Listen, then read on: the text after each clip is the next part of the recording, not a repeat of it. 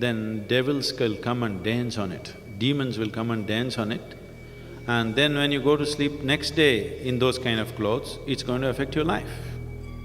And that's just as a dialectical way of expression, and it's true.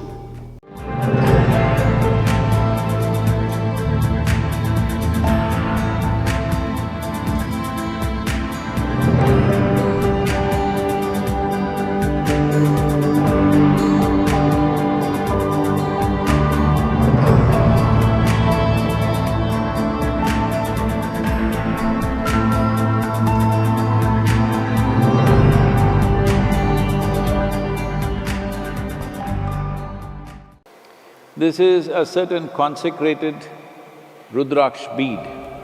The legend says rudraksha is actually the tears of Shiva. So Shiva sat in a meditative state for a very long time.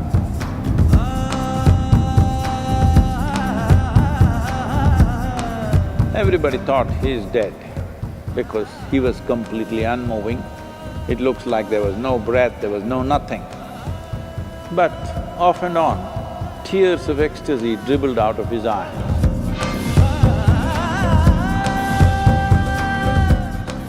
That was the only sign of life that he showed, that there was an ecstasy that he could not control, which made him absolutely still.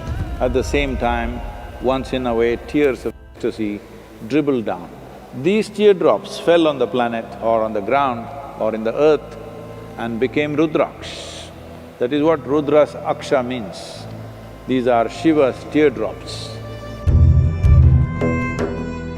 There are many aspects to this. One thing is it has a unique reverberation. Another thing is it'll be consecrated here, so it'll become an instrument of grace.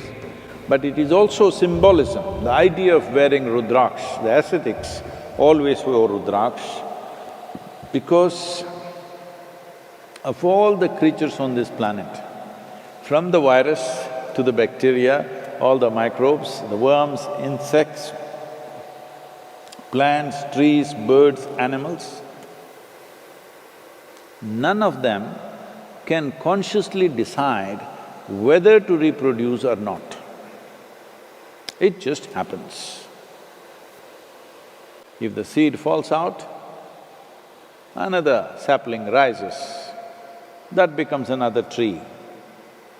So, nobody can decide whether to reproduce or not. The only creature who has this power is to hold back the seed and not reproduce but consciously is the human being. I'm saying it is possible. Whether all human beings are capable or not is another matter, because the evolutionary process is a slow process, you know.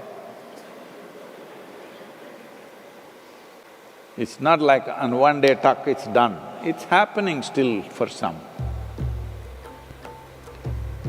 So rudraksha bead is symbol of that Shiva or the Adi Yogi is represented by this in many ways, because this is a symbol of conscious choice, that you decide.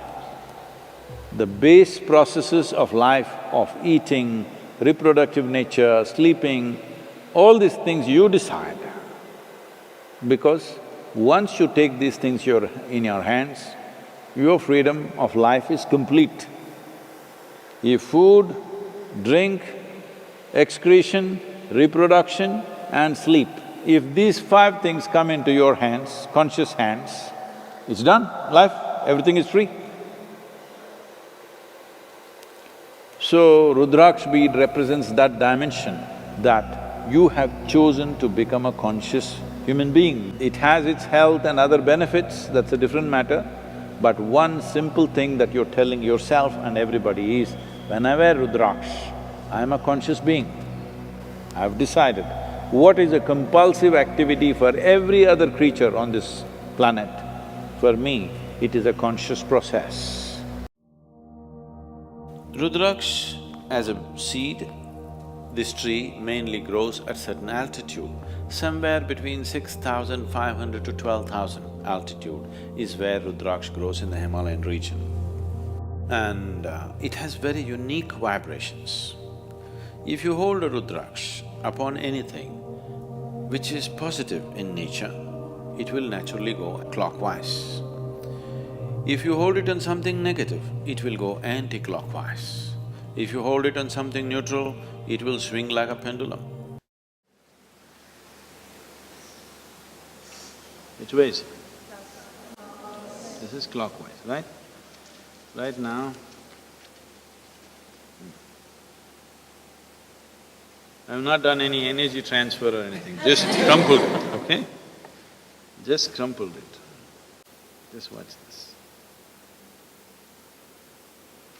So, I don't know if they told you, I'm sure your parents must have told you, your clothes should be properly folded and kept, your bedclothes should be properly folded and kept. This is the difference it makes in your life. In this country, we were always told, after you wake up in the morning, if you do not fold your bedclothes, then devils will come and dance on it, demons will come and dance on it, and then when you go to sleep next day in those kind of clothes, it's going to affect your life. And that's just a dialectical way of expression, and it's true. What we call as a devil or demon is a negative form of life. What we call as a divine is a positive form of life. That which sustains you, that which enriches you is divine. That which affects you in a negative way is the demon. So just this paper, if you just crumple it and keep it, it attracts the negative form of energy. If you keep it properly folded, it becomes positive. This is why from everything to everything, how the house should be, where you should place what.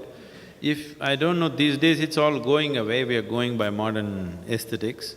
Otherwise, if my grandmother was here, everything where what should be what, everything should be in a particular way. In the house, if you go probably, if your mother comes from a traditional background, in the kitchen if you go, always salt and tamarind will be kept together, never separately.